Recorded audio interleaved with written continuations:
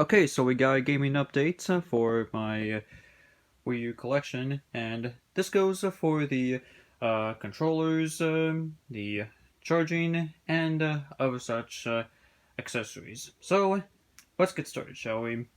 So, coming over to the black shelf on the right, if we go down here, right next to the games, I happened to pick up a Wii U Pro controller that is pre-owned from GameStop, and the reason why I had did that is because I wanted to try to play some of my games without the need of Wii Motion or something like that, just so I can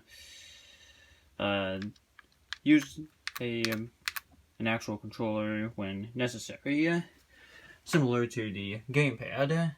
And so, whenever I actually got this controller, I realized that it did not come with a charging cable at the time I bought this controller. And so, I was about to find one of these on Amazon, and so I happened to find one of these in my room. So, go figured, I suppose. Anyway, so that's the Pro controller.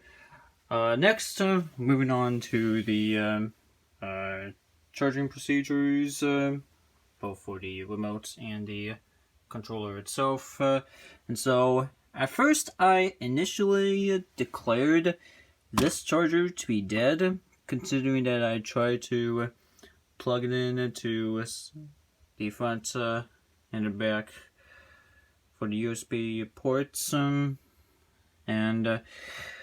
this was regardless whether the console was on or off, and so I happened to keep trying, and so for whatever reason I thought the charging station for my Wii remotes would be declared dead, and so I happened to plug it into a power strip that would take a USB port, and then the actual charging station would actually work just fine. And so, say like if I wanted to charge one remote, so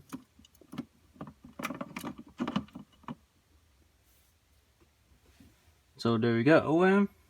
One remote is in the process of charging, and if I want to charge the second remote,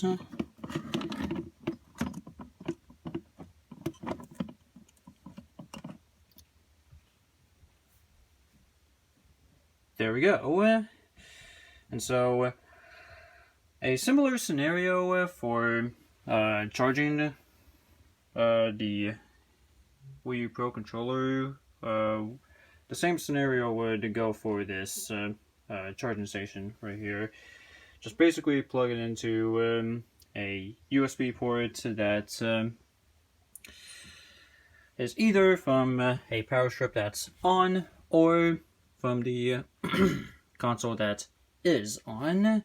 And I know that some of you guys may tell me, well, you should be plugging this or this into this that's on, and yeah, I typically I get it. I know how charging stuff works.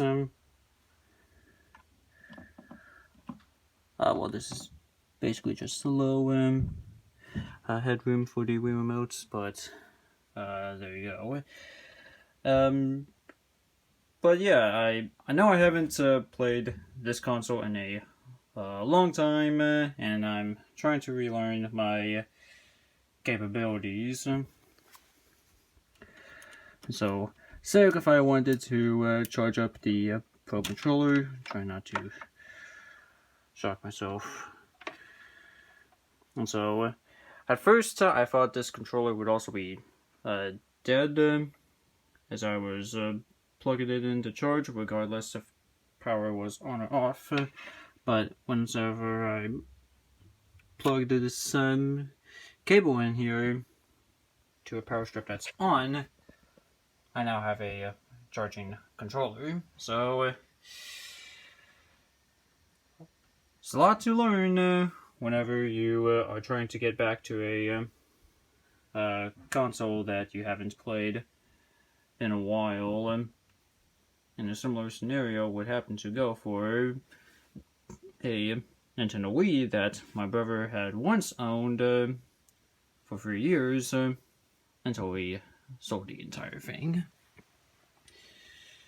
So that's pretty much it as far as controllers are considered. And you may have noticed that there are 2 racing wheels right next to the gamepad, and that is because I wanted to get both of these for a couple bucks on Amazon, just so I could have a much better time when playing Mario Kart 8. And basically, if you don't know what went on, I'll put this in a scenario.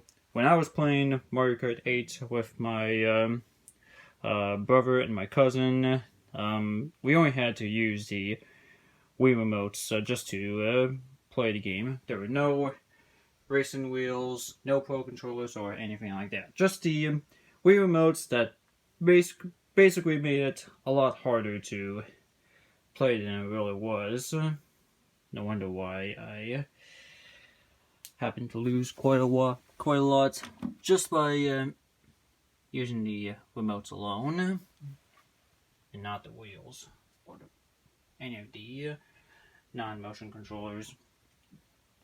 But yeah, that's pretty much gonna be it. I know there's probably nothing special into this update video, but just wanted to let you know that my method for gaming is still in the air. I know that I have a gap in between video games, but I don't want this gap to continue.